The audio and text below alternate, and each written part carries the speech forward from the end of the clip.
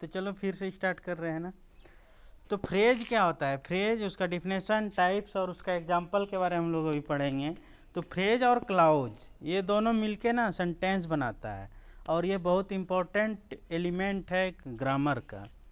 अब फ्रेज और क्लाउज जो है वो लगभग सारा चीज़ कवर करता है एक सेंटेंस में। ठीक है, एक सेंटेंस जो बनता है उसमें फ्रेज और क्लाउज का होना होता ही है एक्चुअली में कहा जाए तो। जो क्लाउज है वो सेंटर ऑफ सेंटेंस होता है, मतलब सेंटर के बीचों बीच में होता है। तो फ्रेज क्या करता है, तो सेंटेंस को मजबूती प्रदान करता है, यानी कि उसको मीनिंगफुल बनाता है। और क्या है, क्लाउज जो है वो पिलर की तरह काम करता है, तो फ्रेज जो है एक ब्रिक की तरह काम करता है। ठीक है, क्या फ्रेज, देखो दोनों का अपना अपना मीनिंग है। मतलब कि देखो, पिलर के बिना घर नहीं बन सकता और ईंट के बिना भी घर नहीं बन सकता है। तो ये नहीं कह सकते हो कि एक बड़ा और एक छोटा।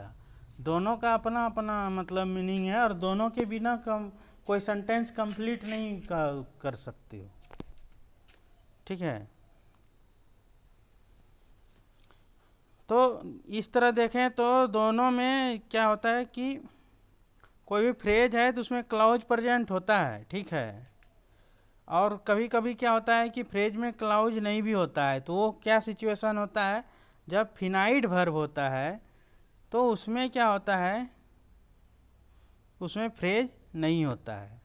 ठीक है, मतलब फिनाइट वर्ब और इनफिनाइट वर्ब दोनों वर्ब पढ़े हो ना तुम लोग, नहीं पढ़ा है तो हम बता देंगे बाद में, है ना।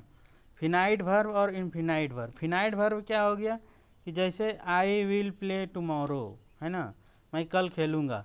तो यहाँ पे क्या है कि यहाँ पे फ्रेज का होना उतना ज़रूरी नहीं है, लेकिन अगर इनफिनाइट रहेगा तो वहाँ पे फ्रेज का यूज होना कंपलसरी हो जाता है। तो फ्रेज क्या हुआ, फ्रेज जो है ये ग्रुप ऑफ वर्ड्स है जिसमें कि नो फिनाइट वर्ब। ठीक है, फ्रेज क्या हो गया, जो इसमें कि कोई फिनाइट वर्ब नहीं है, मतलब वो इनफिनाइट है। ठीक है, और जो है इससे सेंटेंस कंप्लीट बनता है और उसका मीनिंग अच्छा निकलता है। ठीक है, तो ये क्या होगा, आपका फ्रेज होगा। तो फ्रेज क्या है, ये small small group of words, मतलब कि 3-4 वर्ड होगा, टिट फॉर टैट, जैसे कि अभी बताए ना, जैसे को तैसा, फिर जैसी करनी वैसी भरनी, हाथ ऐसे करके बहुत सारा फ्रेज है ना। तो वो सारा चीज़ है, तो वो क्या स्मॉल ग्रुप ऑफ वर्ड होता है, मतलब उसमें कुछ कम वर्ड होते हैं, और वो जो है ना मीनिंगफुल यूनिट बनाते हैं, मतलब कि क्लाउज के साथ मिलके बहुत अच्छा उसका मीनिंग मतलब जानने को मिलता है। ठीक है, तो ये आपका क्या कहलाता है, फ्रेज कहलाता है। और एक यहाँ देखा जाए तो इन लिंग्विस्टिक एनालिसिस, मतलब कि भाषा के आधार पे देखा जाए तो फ्रेज जो है ना वो बहुत सारा वर्ड भी होता है और कभी कभी सिंगल वर्ड भी होता है। ठीक है, और वो जो है ना सेंटेंस में एक सिंगल यूनिट की तरह काम करता है, और वो जो है मीनिंगफुल सेंटेंस को बना देता है। तो यहाँ पे अब हम पढ़ेंगे टाइप्स ऑफ फ्रेजेज, कितना तरह का फ्रेज होता है। तो फ्रेज कितना तरह का होता है, पहला होता है नाउन फ्रेज, दूसरा होता है एडजेक्टिव, तीसरा होता है एडवर्बियल फ्रेज, चौथा होता है प्रीपोजिशनल फ्रेज, पांचवा होता है कंजक्शन फ्रेज, और छठा होता है इंटरजेक्शन फ्रेज। तो ये 6 के बारे में हम लोग अभी यहाँ पे पढ़ेंगे, इसका डिफिनेशन और इसका एग्जाम्पल क्या क्या है, ये सारा चीज़ अभी हम लोग इसके बारे में डिस्कशन करेंगे कि ये 6 फ्रेज क्या क्या होता है। तो सबसे पहले हम लोग पढ़ रहे हैं नाउन फ्रेज के बारे में। तो नाउन फ्रेज क्या होता है, जिसमें कि नाउन होता है, एक सिंगल नाउन होता है सेंटरिंग में, जैसे कि टू स्विंग द बैट, ये क्या है, यहाँ पे आपका नाउन है। ठीक है, और यहाँ पे ये क्या है, ये सब्जेक्ट के जैसा काम करता है, और ये क्या करता है, ये सेंटेंस को कंप्लीट करता है। तो इसमें क्या है,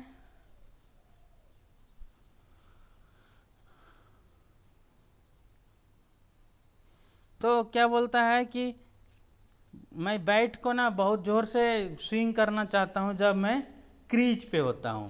तो इसमें क्या है, टू स्विंग द बैट, ये क्या है, यहाँ पे नाउन फ्रेज है। फिर रीडिंग नॉवेल्स, ये क्या है आपका नाउन फ्रेज है। यहाँ पे देख रहे हो, रीडिंग नॉवेल, सिर्फ नॉवेल होता तो वो नाउन होता, लेकिन रीडिंग नॉवेल नाउन फ्रेज हो गया।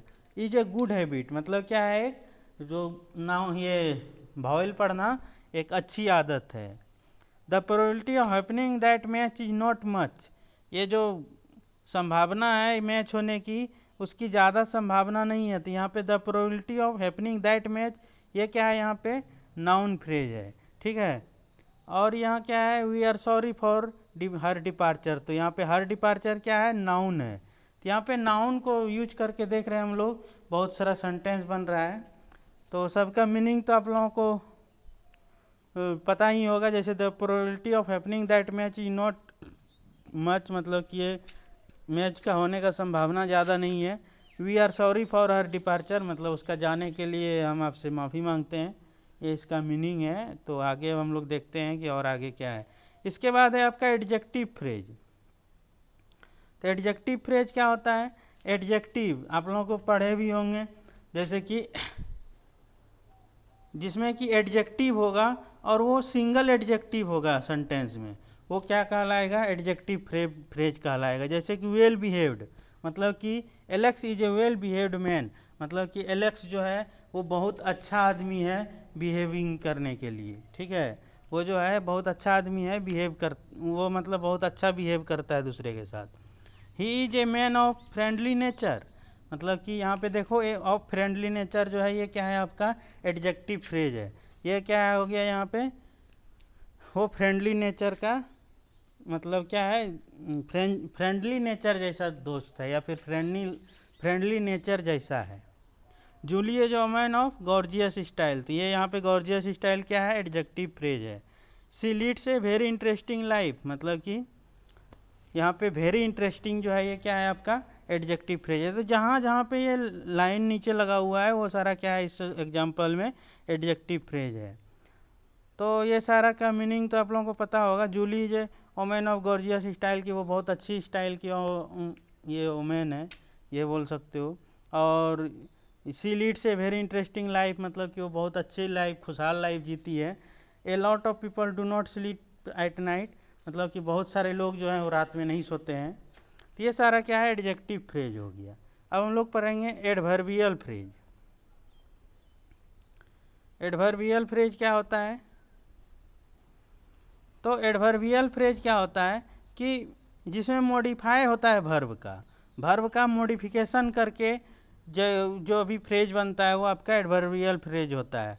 और एडजेक्टिव इसमें होता है, और जो है वो एडवर्ब के जैसा काम करता है, मतलब कि एडजेक्टिव जो है वो इसमें होगा और वो एडवर्ब के जैसा काम करेगा। ये सब आप लोग ग्रामर में पढ़ने को और डिटेल में मिलेगा।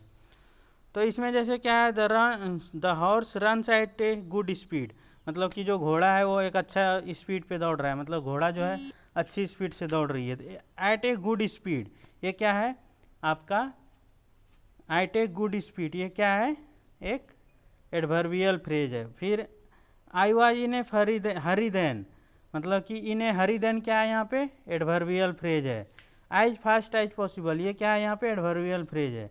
वेरी स्लोली, ये क्या है यहाँ पे, एडवर्बियल फ्रेज है। I was in A Hari then, मतलब कि मैं बहुत जल्दी में हूँ।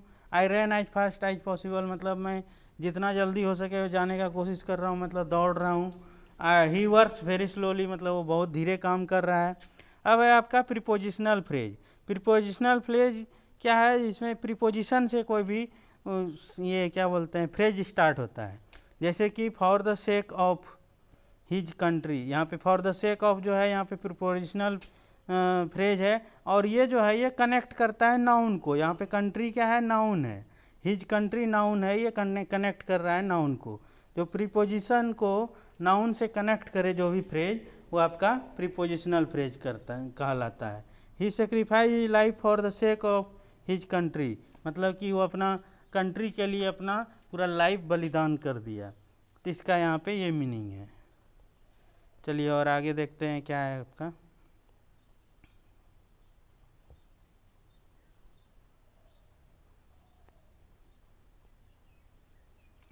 Eight the end we all to die, मतलब कि लास्ट में तो सबको ही मरेंगे, ये तो पता ही है।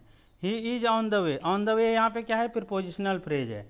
He is on the way मतलब वो आने वाला है, मतलब आ ही रहा है। By working aimlessly you will not get success, मतलब कि यहाँ पे देखो बाय वर्किंग एमलेसली मतलब कि आप बिना अगर लक्ष्य के साथ काम करोगे तो आप कुछ नहीं पाओगे या फिर आप सक्सेस आपको नहीं मिलेगा। In spite of working hard he was insulted by his boss.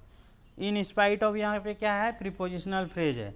जैसे यहाँ पे बोल रहा है कि वो बहुत अच्छा मेहनत कर रहा था, इसके बावजूद भी उसको बॉस ने इंसल्ट किया।